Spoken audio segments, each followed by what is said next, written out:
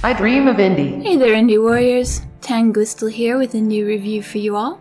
This time we'll take a look at Recompile. This Metroidvania-style game focuses on exploring, platforming, and combat, with a heavy emphasis on visual aesthetics. In Recompile, you play as a semi-sapient repair and infiltration program. Your job? Infiltrate and repair, hack, or bypass broken segments to restore the Mainframe. Anyone else remember the old reboot cartoon as soon as they heard the word mainframe? Anyway, on top of that, your programmer Yanis also wants you to collect information on what happened to the 6-person crew that occupied the mainframe's facility. When Yanis talks to you, you'll get a nice little bit of flavor text about them making repairs to hardware structures outside of the mainframe. Batteries, burned out circuits, fuses, etc. The information you collect isn't necessary unless you want to unlock a particular ending. Personally, I love a good narrative, and Recompile did not disappoint on that front, despite only giving me scraps of information from time to time.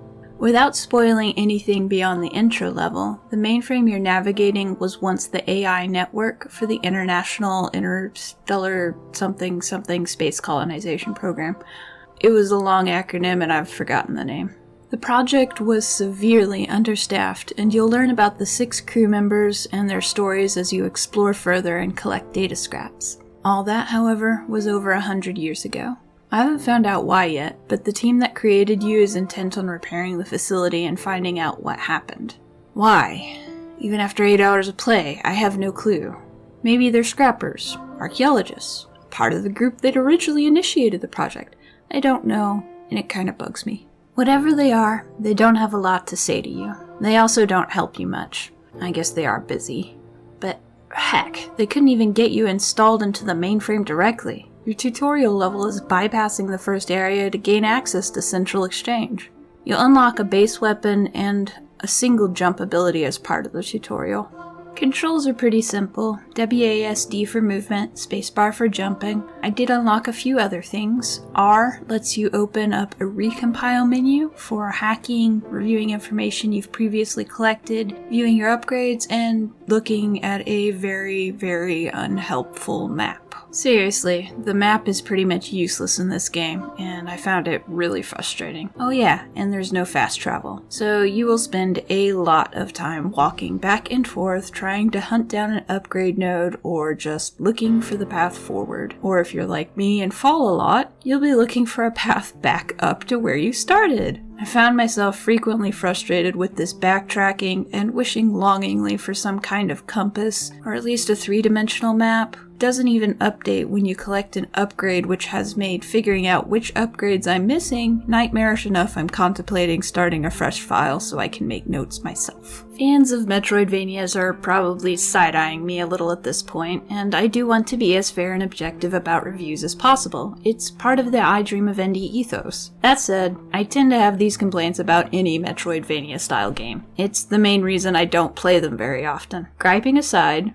the platforming is very challenging, and the open world of the mainframe is absolutely massive, making for some truly spectacular views and a very, very gratifying feeling of success when you finally succeed in completing a database. There is not a lot of combat in the game so far. The most I've encountered was, appropriately, in the security databanks. I expect that will get worse.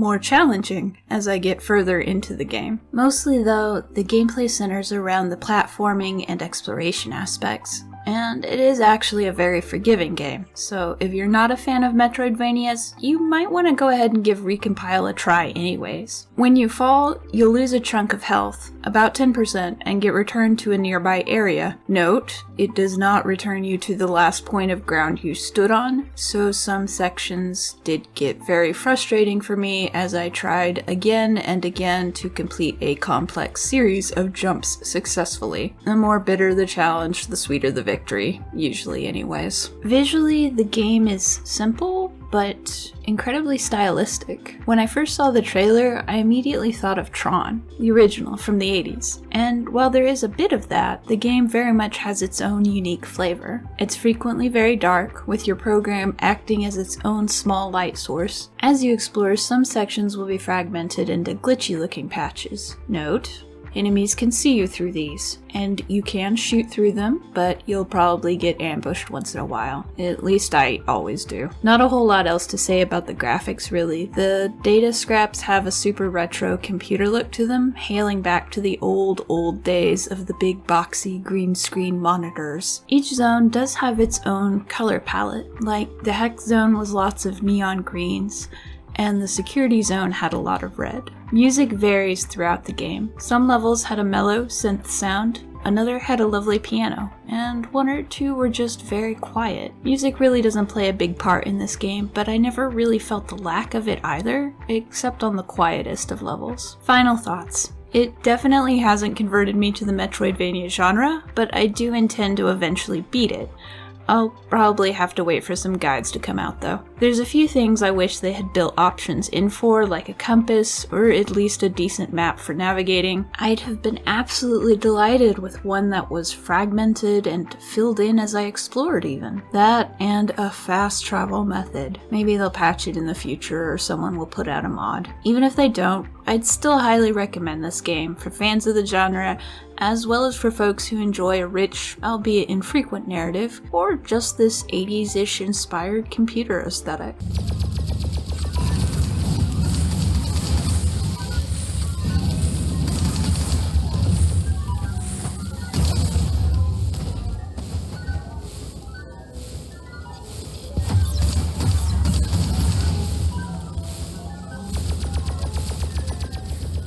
Thank you for watching I Dream of Indie. Your support helps to fight the echo chamber and bring a voice to the voiceless ones in gaming. You can find info in the description below on other ways to support us, as well as a variety of links.